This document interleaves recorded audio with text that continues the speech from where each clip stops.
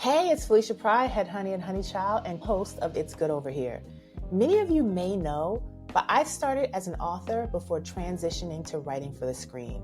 And all my life, I wanted to write romance, which I've been able to do in my film and TV career. Shout out to Really Love and Tender and Look Back at It in Bel Air.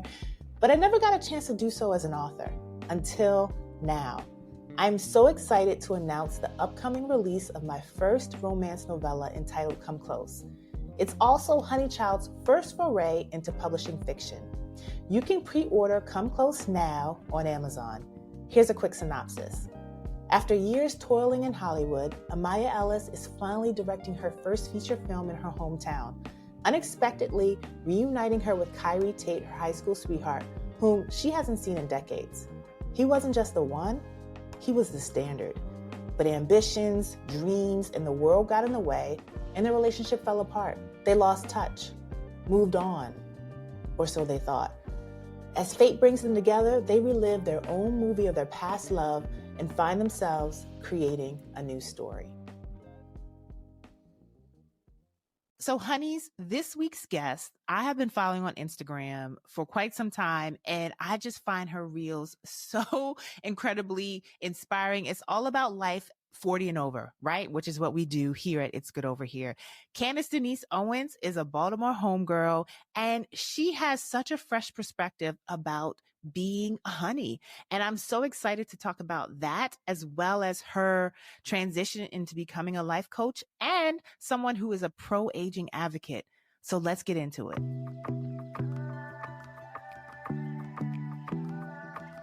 Welcome, honeys in training, and all of those who love us. I'm Felicia Pride, writer, filmmaker, and founder of media and production company Honey Child, where we tell stories that speak to Black women of a certain age with love. And you are tuning into one of our things, It's Good Over Here. It's Good Over Here is your ticket to the delicious adventures in Honeyland. It's a celebration of how good it can get on the other side of 40 across career, life, and love. In each episode, we offer inspiration and insight on aging boldly because, honey, it is good over here. Honeys, I am so excited about today's guest. Let me tell you, Candice Denise Owens is a creator, coach, and speaker based in Baltimore. You know, that's my hometown. Her platform is so motivational, and it's all about self-growth, self-care, and our favorite, pro-aging, right? Which we have in common. And it's such a big reason why I wanted to have her on the show. Candice spent over 10 years in the event planning industry before evolving and rebranding her business as CD Creative Loft, where she works with high-achieving, ambitious women, it's a lot of y'all out there, including myself, to help them nurture their well-being and achieve and maintain a lifestyle of wellness. Welcome, Candice. I'm so excited to have you. Thank you so much, my hometown friend. I appreciate it. Glad to be here. Yes, honey. Yes. I mean, I am obsessed with your Instagram videos. It's like you, and what I love is you sit in the car and you telling us what we need to hear. One of my favorite ones was about, when people keep asking you, when you are a woman, a childless woman, like where the kids at, asking you about your life, sort of showing you pity. That was one of my favorite ones we reposted on Honey Child. But I want to know, like, how did you even get to this point, right? Yeah. Take us back to that moment where you were like, you know what? I really want to talk about being a woman of a certain age. I really want to talk about how good it could be over here, as well as the challenges. Because you don't just talk about how good it is. You're also like, you know what? I'm forgetting shit. I'm getting older and I'm forgetting shit. So take us back to that moment. Like, when you were like, this is what I should be doing? Because I'm sure, and of course you weren't doing this your whole life. So what was that moment? No. So kind of, quick and dirty of it all. I started off in event planning, and that was a vast majority of my career. And as an event planner, you're hired to take on someone else's stress. And so I realized I'm taking on someone else's stress, but what am I doing with my own, right? Like, how am I caring for myself? And so I started having what I consider like these mini breakdowns while I was like doing events. My clients didn't realize it, but I did. And so I was like, something's got to change, right? Nothing changes until something changes. And so I was like, I love that. Yes, honey. I got to do something. I got to change until something changes. Until something changes. So I was like, I got to do something. So I started just looking into how to care better for myself. What can I do? And it was a really personal journey for me. as that continued and I got better. And how old were you around that time? Oh my gosh. At that time, I was probably still in my late 20s. Okay. Yeah. Wow. So you had a lot of awareness because I had no idea. I was just a mess, honey. Hard head make a soft bottom, though. Listen, Yeah. the awareness came hard. I had no self-awareness at all. No, this is because, well, I was saying to your team prior, like I grew up at 40 years old. Like I was an old soul just in some ways growing up. Like my grandmother's friends were my friends. I mean, I had friends named Beulah, for real. You're like, are we crocheting? Are we knitting? What right. are we doing? They in there playing spades, actually. So I was like old young. But yeah. I just knew something had to change and just started figuring trial and error. Got to a place where I was feeling better about myself and I was ready to change and pivot careers, so to speak. I felt like this season had kind of come to an end. I don't know what the next season is, but something has to give. And so I moved into creative directing photo shoots, brand photo shoots for female entrepreneurs.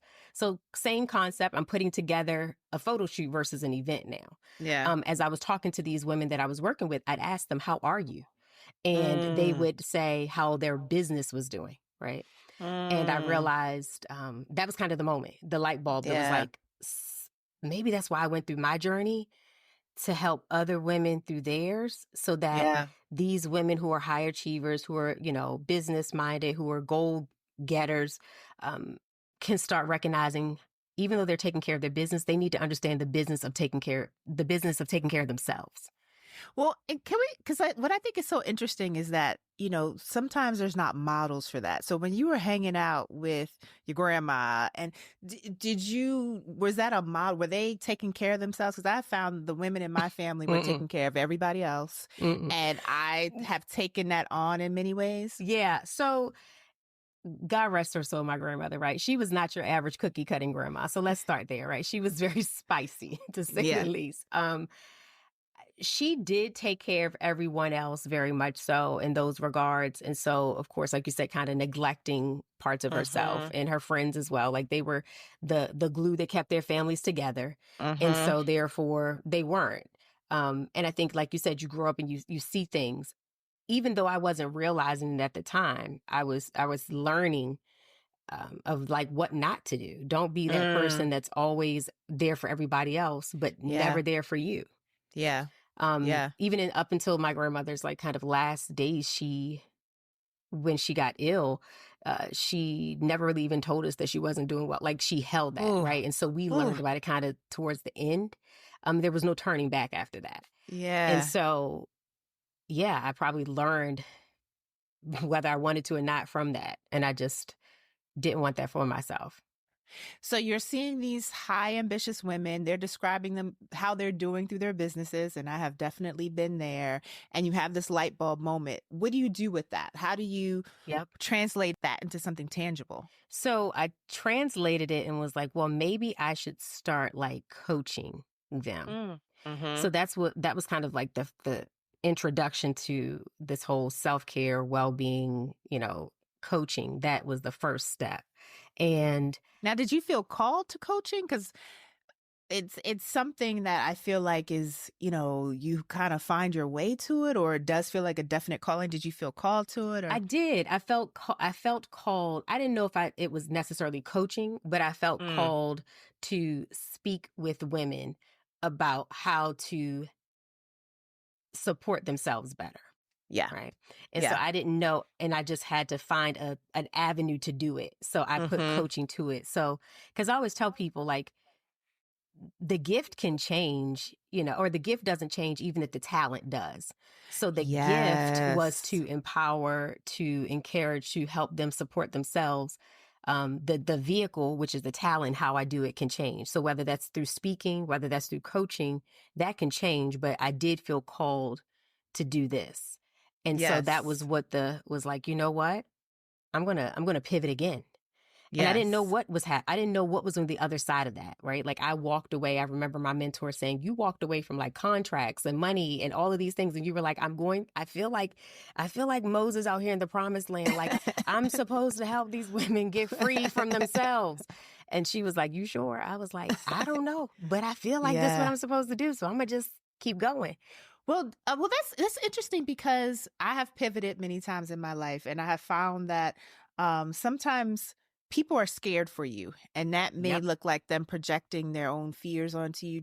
Did you have folks around you who were like, "You got this," or did you have folks around you who were like, "Girl, you are out of your mind"? Both. And okay, I had a little bit of both, which yeah, is why I was real careful about how many I was sharing with. yeah, Because too yeah, many voices become too many voices. yeah. Right. And so I already got my own voice that I'm trying to work through, subconscious and Mm-hmm. all the other things, imposter syndrome, anything else you want to throw out there. So I'm just Yeah, like, I don't I got need, enough. I got enough, right? I get I it. got all the bases covered. Imposter syndrome. You Right. can't Girl, do I'm this good. yet. I'm good. Trust Yeah. me. I don't need any more. So Right. I was just like, but the desire was so strong. It was like I couldn't ignore it. And then I knew I couldn't because before me even saying that this is what I was going to do, like those same women were asking me about like, what are you doing? Like, you're so, calm or whatever on set, or you come with your little kit of things that you're doing to take care of, like they're seeing me just take care of me. And so they were kind of asking me slowly. And I was like, this is something.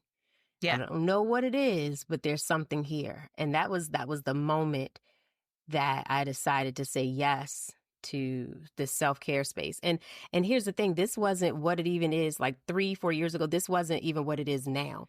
There were no self-care coaches, right? Like everyone wanted to lump me into life coaching or to therapy.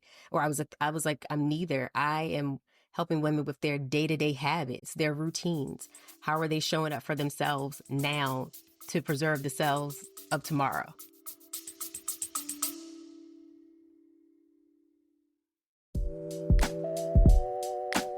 Acting on your ideas is a form of self-love. And when I decided to write the Creative Comeback Workbook and Journal, it was with you in mind. Storytellers with stories inside of you that you need to get out into the world. But life, fear, uncertainty has a way of leaving us stuck. But no more. It's time to reclaim our creative practice and get unstuck. The Creative Comeback Workbook and Journal can help you get back on creative track. 30 days of dynamic prompts, exercises to stimulate creativity, alongside motivational quotes, journal pages, and more. If you're ready to create again, get your copy of the Creative Comeback Workbook and Journal today at creativecomeback.com. That's creativecomeback.com. Because it's never too late to become the artist you always wanted to be.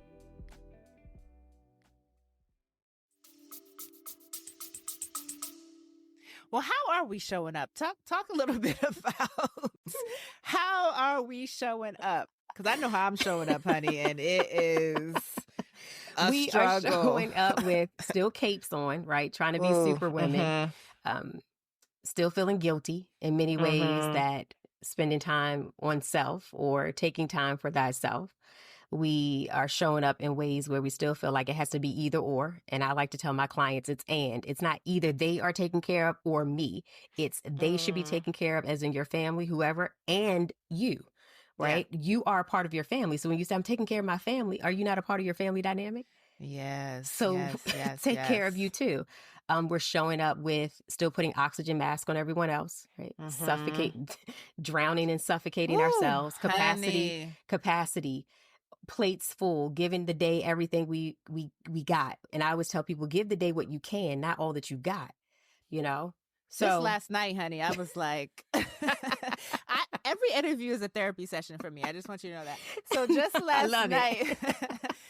last night, I had, achieved what I wanted to achieve for the day. I was very proud of myself. And I was like, okay, let me keep going on to the next thing. And I was like, bitch, you're tired. Sit down. You're tired. You have hit your cap. You've hit your cap. Yeah, I hit my cap. And I was like, you need to sit down and relax. So but we feel like we have to power through. Yeah, power through, and also like take advantage of every waking moment to be productive. And yes. So okay. Yep. I love how you made it very specific for us that you are a self-care coach. How did you come to that specificity? And is it one of those things too where you have to make sure that your oxygen mask is on first? Because I could Every day. imagine this work is Every day. very Every day, all day, like throughout the day. I'm like, wait, where's that oxygen mask? Hold on before I answer these DMs. Hold on.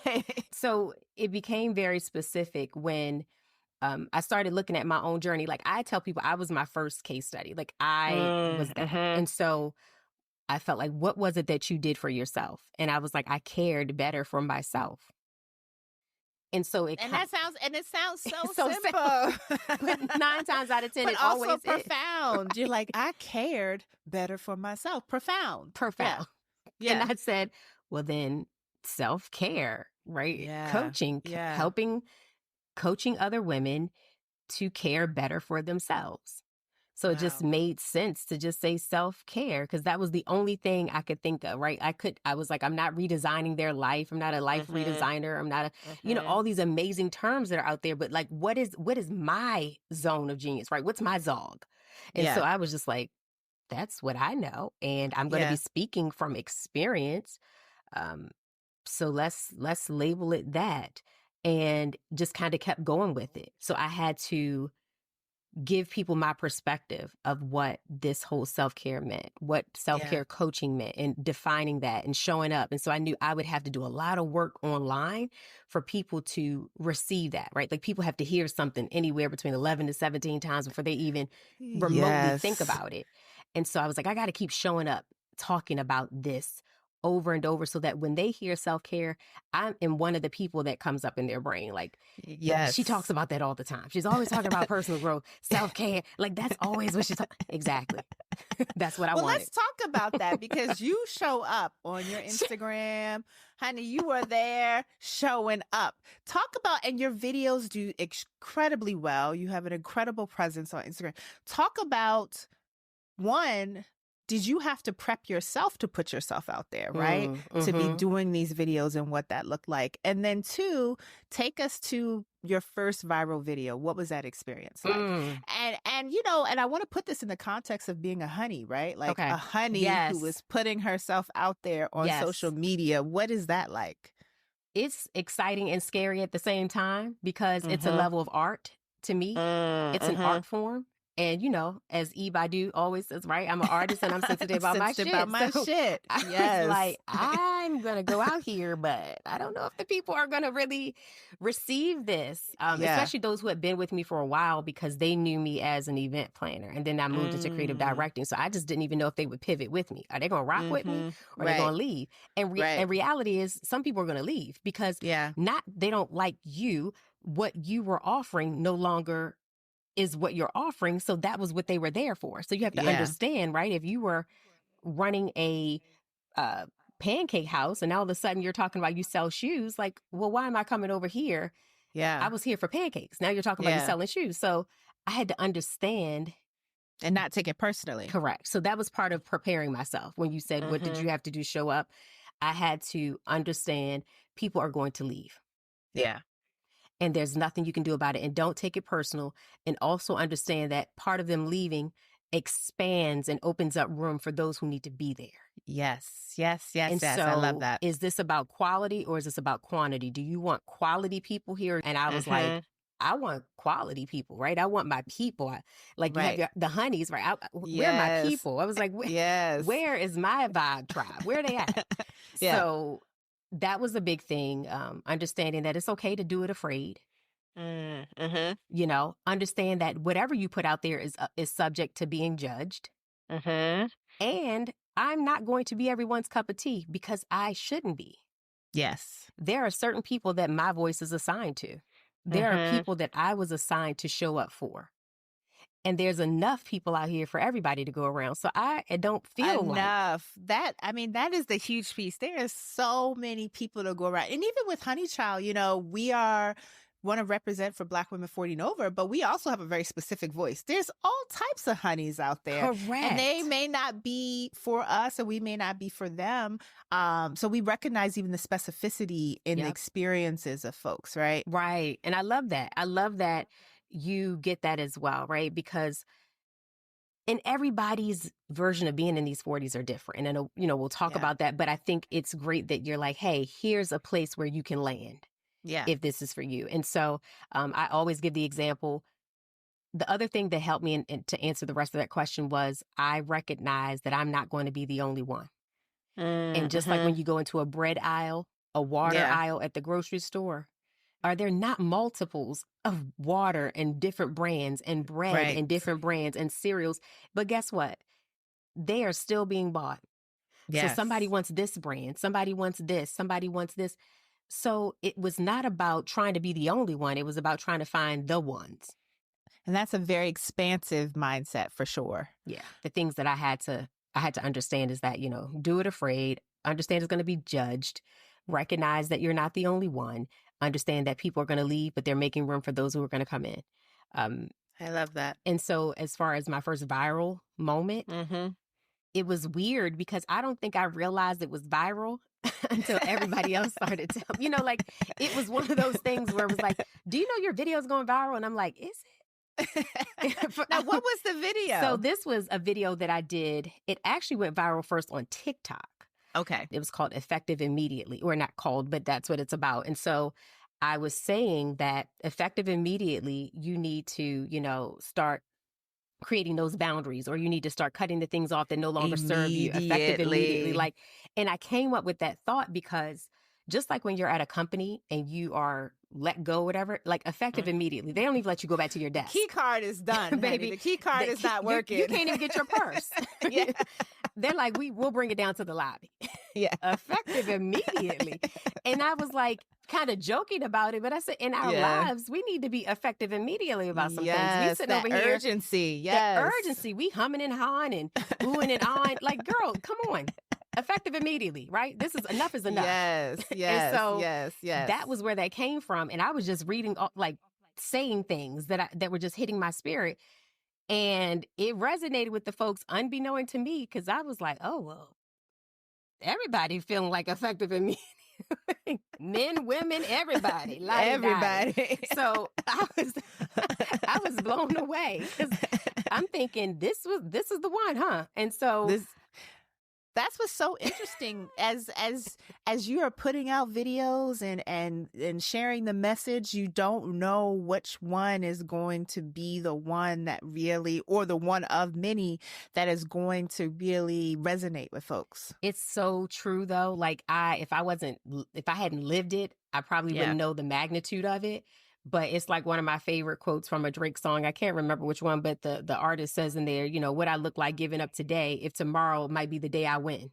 Yeah. And so it's like that with content. It's like, what do you look like? Especially if you feel led to do it. Now, if you're just over here pushing and playing, that's something else. But if you feel like this is what you're led to do, this is your art form, this is your vehicle, right? It's like a music artist. It's like a writer. It's like a director, whoever. This is your vehicle. This is your medium to get your art out there. If you feel led to do that, what do you look like giving up today when tomorrow might be the day it goes viral, or tomorrow might be the day that it lands on the eyes of that person who might be able to open up that door, right? You only need one set of eyes. You only need one set of ears, and you never know what way it's going to happen. And so that was my thought process, was like, first off, I'm from a city that, which, we don't give up. We don't quit here. Yeah. Right? Yeah. This is a hustling place. The resilience, honey. The resilience. So even if I want to give up, I can't. So I was like, I just got to keep showing up. And lo and behold, that was it. Now, how does that look like as a Honey? How does that look like as a Black woman over 40 to keep showing up, particularly in a very public medium, in a public space? And then I love to ask two-part questions. When did you add the pro-aging piece on there? Yep. So it's part of your work. Absolutely. First, it looks like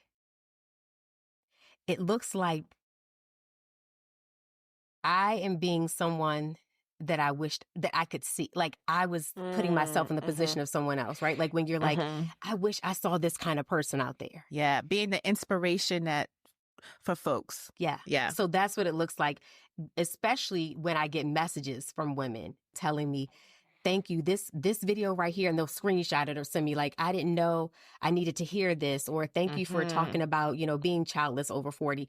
Thank you for, talking about aging gracefully over 40. Like, I appreciate it. And thank you for doing it the way that you do, right? Like that type of thing is like, thank you for talking about it from your very kind of simplified, right? And I don't dumb that down, but just that's who I am. Like, I'm not here to give you this high level, like this. It's like, this is based what you're seeing in that car every day, what you're seeing sitting right. This is who I am, right? Yeah. And so it feels great to feel like people feel seen.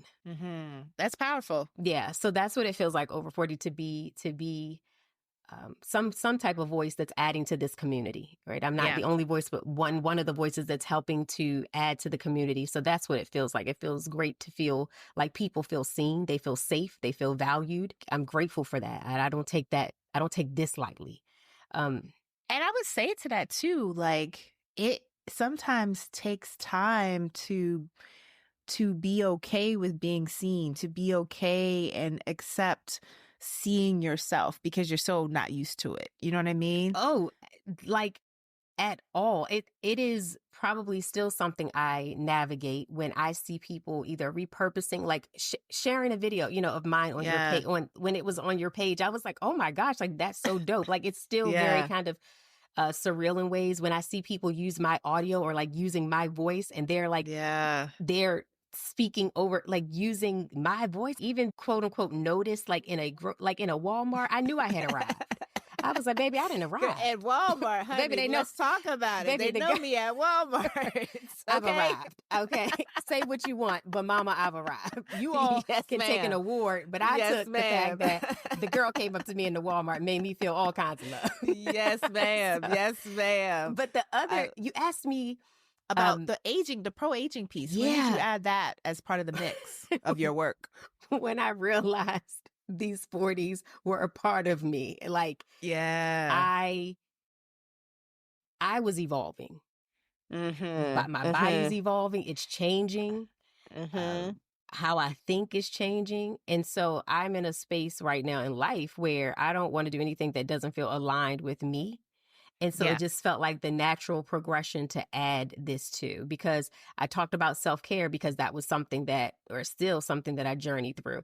I started adding in self-growth and personal development because that was another place that I was evolving through and learning. And they kind of go hand in hand. Oh, they all do go hand in hand. And so it was just like another pillar.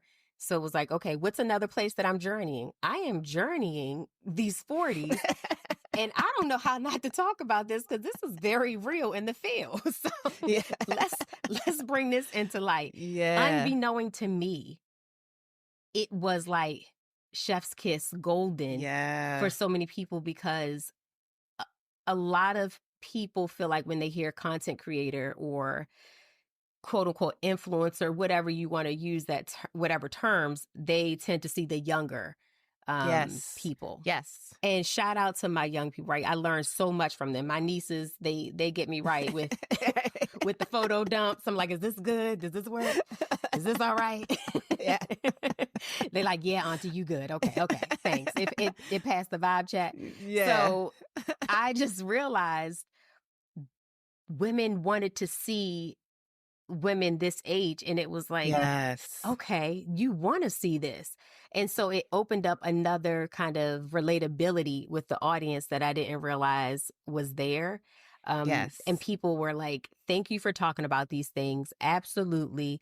And especially when I talked about being a late bloomer, quote unquote, right? Woo, child, let's talk about it, because that is my middle name. Mine too. And mine too. Hence the reason I could talk about it. I'm an authority figure on late blooming. Just slow. Child, it was like 3 years ago, okay? That's what I'm talking about. 3 years ago, okay? No, I love that, because I think that one of the reasons why I'm so passionate about Honeys and Honey Child is partly because of that reason, because I finally feel like I'm in my bag. Emotionally, spiritually, physically, we working on that. But like my mental and my emotional, my spiritual, I've finally here took Yeah. 40 plus years to get here. And that's why I'm so loving my 40s, even with all the challenges and shit that's going down. Correct. Is because it took so long to get to the point where, one, I loved myself. Yep. I like myself. That part. I am able to actually set boundaries. I'm able to put myself first. And so that's why it's so important to me. And so I love when you're talking about both the self-care, the self-development, and the pro-aging piece of it, because sometimes it takes us a long time, or what seems like a long time, right, to gather ourselves. Yeah, and what we fail to realize is that we're actually on time. Right? Like, honey. we're actually on time. Okay? Like, I think Yes, about ma'am. if I were doing some of the things now, then I wouldn't have been able to handle them. Right? No. I wouldn't have been able mentally, physically, emotionally. Like, there's so many different things. And what we're doing is we're changing the narrative of what these 40s look like. Right? When I look at old school shows and I'm like, so this group of people, they were in their 40s. like Golden Girls, they were in their 50s. They got them looking straight 80. 80, honey. like everybody looking like Sophia in there, right? Everybody looking so, and she was the youngest one in real life out of all of them, actually. Like, which is crazy. She was the youngest. Baby, what's going on? No, not me. Not me. You're not signing me up for that. I don't know what I got to do, but that ain't it. So I knew. Right. I was on a journey to something else. Give me another lane. I rebuke that. I rebuke it. Yes. Yes. I love that in terms of, because, at least in my 20s, I was like, it's okay for me to be a mess. In my 30s, I was like, it's not okay for me to be a mess anymore. Like, I had that pressure of it and all of that. And so it made my time kind of miserable in my 30s because I had all these expectations that were not my own that I placed on myself. Yep. And also I wasn't able to really fully embrace who I was and all my glory. Yeah. And so it made it very, really challenging for me, for sure. Yeah. Same. I feel like in a lot of ways I had to unlearn a lot of things and learn new things, right? A level of deprogramming had to happen in some ways, because quite often some of the things we dream about or pursue, they aren't our dreams, right? They're not our actual desires. They may be someone else's, or we're trying to pick up the baton of relatives that weren't able to fulfill certain things. So it's like, well, let me do it because somebody has to finish that race. But it's like, was that actually my race to ever finish? And so you just have to, you get to a place, and it looks different for everyone. I always tell people, like, there were these different bumps in the road that kind of like allowed me to bump my head and kind of be like, okay, that probably is not working. So let me figure something else out. Right. And every crooked path that I took still led me straight to where I'm supposed to be. I wholeheartedly believe that. And so I think it's important. What we're doing is creating spaces, and it's okay even now to still make mistakes and still not have it figured out. Like, that's the other part that I'm like, and I still don't have all the puzzle pieces put in place. Oh, and I feel like now I just have more calm about it. I'm like, that's just life. It's okay. Whereas I just had so much anxiety in my 30s specifically. Yeah. So true. So talk to me about, you're talking to all these women, you're talking to a lot of Black women. What are some of the specific things that you see are coming up around self-care for honeys in particular? What are we really, really dealing with, struggling with, trying to overcome? I would say one of the biggest things is, as people like to say, work-life balance. I don't personally believe in balance. And so I was literally having this conversation earlier today with someone that I believe in work-life harmony. Because the reality is, to me, balance is always seen as don't fall. Because when you think about someone on a tightrope, they're trying to balance themselves, and the goal is to not fall. When you're on a balance beam, stay straight, balance yourself, don't fall. When you're on a bike, balance yourself, don't fall. And so I think it puts this pressure of, I got to balance it, because if I don't, I'm failing, I'm falling. Mm-hmm. And in life, we have to fail forward, right? Like that's it's a part of the process. Yeah. And so I feel like a lot of women struggle with the work, being able to feel like I'm showing up fully in my work, in my career. Mm-hmm. And I'm also, showing up fully in my life, personally, socially, et cetera, all of Yes. those things. And they feel like, sometimes I feel like I'm not doing a good enough job. I'm giving too much over here. I'm not giving enough over here. And it's like, 'tis life. Yeah. Right. It's about understanding when to pace yourself versus when to push yourself, because there are going to be times where your family gets a little bit more of you in that season. And sometimes your work gets a little bit more of you. But it doesn't make you any less of you. Right. It's just how life works. No two sides of us are the same. Like, your body is not balanced. Right? Like, one boob is bigger than the other. This left hip, tight. Okay. She's always tight. I'm like, okay, sis, you never gonna loosen up. Just that's what be she more is. like the right. She like, no, work with it. No, Work with it. Harmony. Find your way. And you do. You get up and walk every day. Right. Tight hip and all, right? So that's all I'm saying. That's okay. And it's okay. Yes. And I think we need to hear it's okay. So I feel like It's okay. the work-life balance is a big one. And being a strong friend is another big one that I hear a lot of people say, because... Ooh, let's talk about that. Get into it. Strong friend, because for a lot of people, they will say, like, I'm the one in my circle who is the go-to, right? People come to me for everything. And not even just in their circle, maybe in their family, right? I'm that person. And so, but where do I land? What's my soft space to land? Yeah. And so it's hard. It's hard to create that boundary, because then there's that. And so that's the third kind of pillar that I feel like. So work-life balance, being that strong friend or family member, or the person that everyone comes to. Yeah. And then last but not least, boundaries, being able to say no or say yes, right? Because when you say no to someone else, and essentially you're saying yes to you, and that's okay. Oh, I love that reframing, honey. When you just the idea, I'm saying yes to myself more. I love that. And so it's not about, I think it's always this negative connotation, like, say no.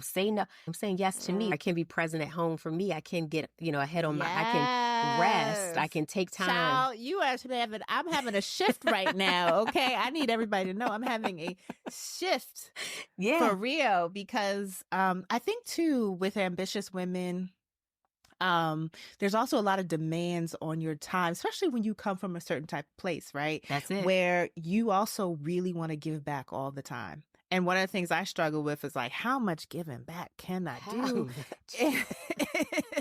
in a week? You know what I mean? Like, True. So like, how do I reconcile that? How do I find ways to say yes and be able to say no? You know what I mean?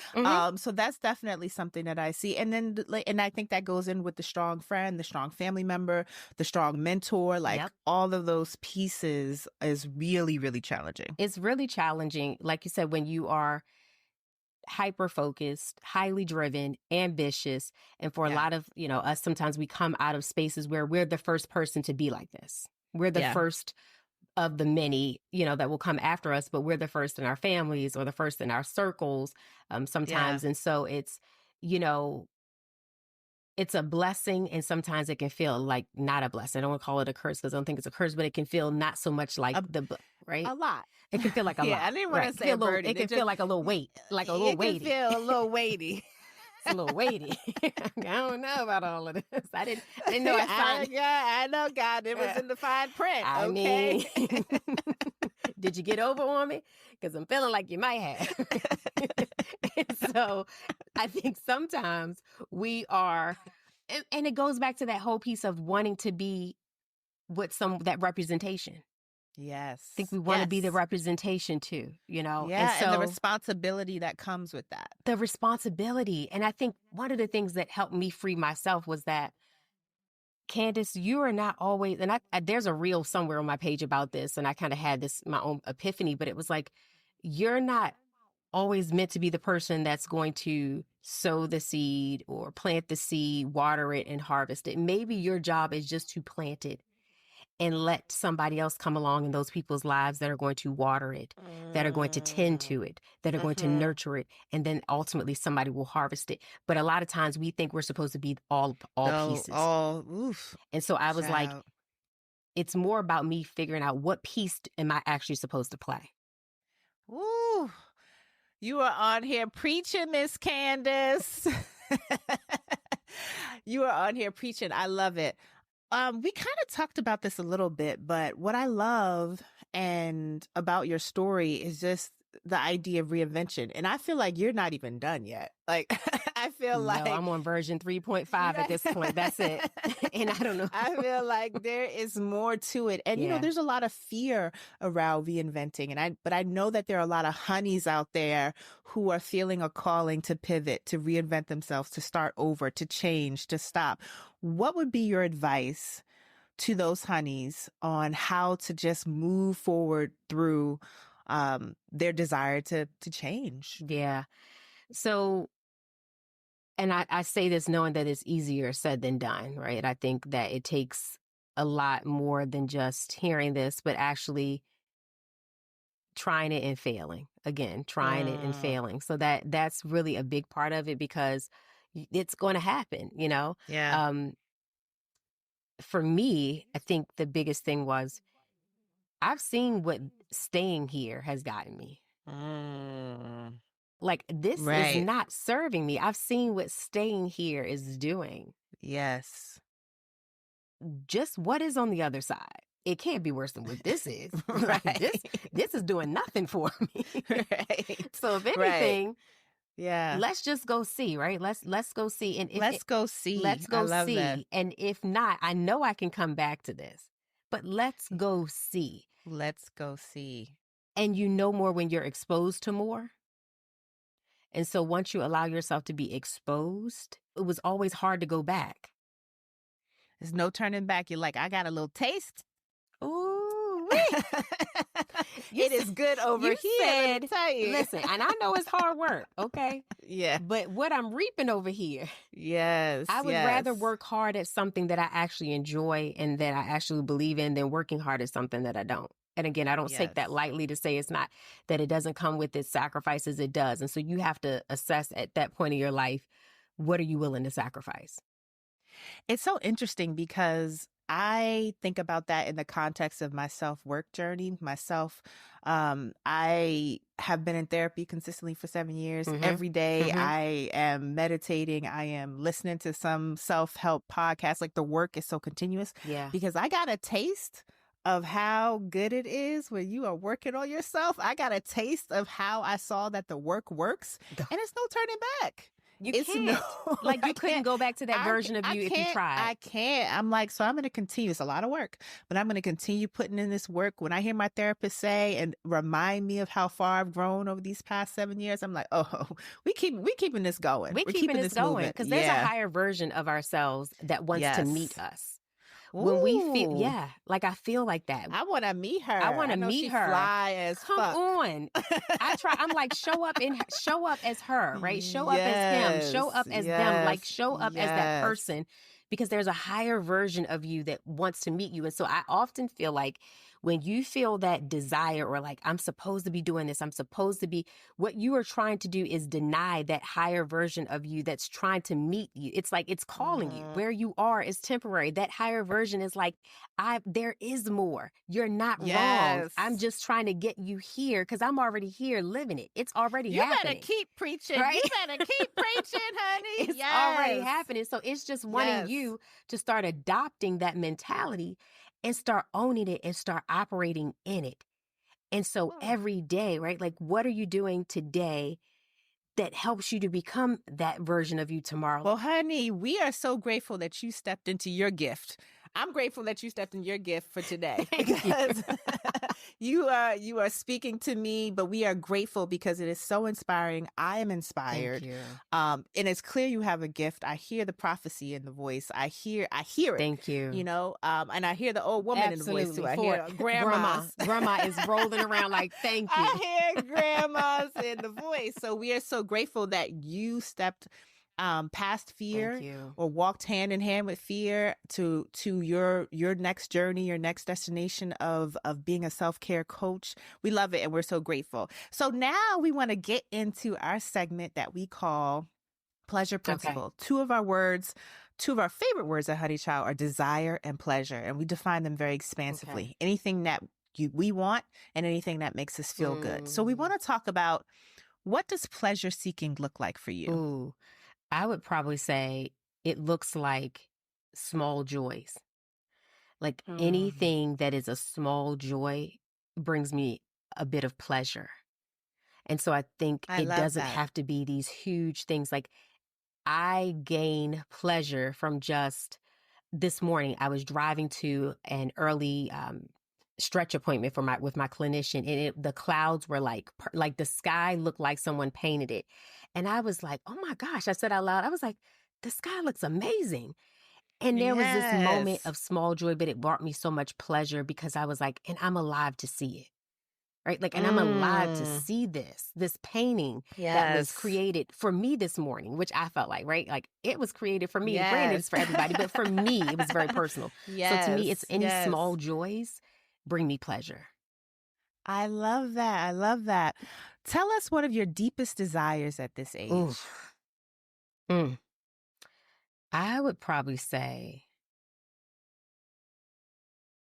one of my deepest desires at this age is to be able to have a level of financial freedom. Talk about it, honey. That is my desire. My number one desire is financial freedom. Somebody say hello, okay? Hello. Amen. I say. Okay? I say, okay. Baby. I wasn't even trying to rhyme, but that's how serious that was. Because that is mine. Financial. Honey, I felt that deeply. Honeys, did you feel it? Because I felt it. Financial freedom is probably my deepest desire right now at this age. Yes. And have you noticed your desires changing as you go deeper into your 40s? I do. Because I also feel like another desire is to have like meaningful connections with people, like deep, meaningful connections. Whereas though I no longer can handle small talk. I can't even try. I feel uncomfortable. And so having deeply rooted connecting moments with people where there's this great energy exchange, because I realize as I get older, energy feeds me a lot. The same way like sunlight feeds me, like natural light feeds me, so does energy, and good energy feeds me, right? Like high vibrational people, like it feeds me. And so I recognize that as I'm evolving, the needs, the desires, the things that feed me are changing as well. I love that. So this is our sort of rapid style questions. The name of our show is It's Good Over Here. So tell us, what's something that is getting better for you right now? Girl, my skin. I'm not even lying. What is the regimen? What is the routine? I'm out here using everything. No, literally. I got so many products. Everyone keeps asking me to do a skincare routine. I'm like, I can't, because I'm using so many. You don't want to see that. But it's working. It's working. I love that. What would you tell your younger self? That the things that you're stressing over now, you will not care about later. And you won't even remember. Girl, you won't remember. Try to remember. Pull yourself together. Pull yourself together. I can't remember last week, let alone. I can't remember. Well, we have had such a blast. I've had such a blast. Thank you so much, Candice, for joining us on It's Good Over Here. Is there something, how can the people reach you? And is there something that you're excited about that you want to share with the honeys? Yeah, so they can reach me by connecting on Instagram, by all means, at Candice Denise. You can always as well follow me on TikTok at by Candice Denise. And also, I'm super excited about hosting my very first women's retreat. Yeah, so this is exciting. We're going to Tulum for 7 days in December, and we're going to work on self-care. The retreat is called Destination Reinvention. And so the goal is for women to be able to go into the new year feeling reinvented, Yes. to reconnect with themselves, to grow, and also to replenish themselves so that they can feel reinvented and going into the new year. We love it. We love it. We love it. Well, thank you so much. And thank y'all for tuning in on this interview, this new episode of It's Good Over Here. We love it when you join us. It makes us feel so good and so bubbly and warm inside. So thank you so much. And we hope you had as much fun as we did. Thank you so much for joining us for today's episode of It's Good Over Here, a celebration of how good life can get on the other side of 40. This podcast is a Honey Child thing, so don't forget to follow us on Instagram, Threads, and TikTok at It's Honey Child. Visit our website at honey-child.com and subscribe to our bi-weekly newsletter, A Taste of Honey. And for bonus content and other exclusive Honey Dip stories, subscribe to our Pay What You Wish Patreon, The Honeycomb. Until next time, honeys, it's good over here. So come on over.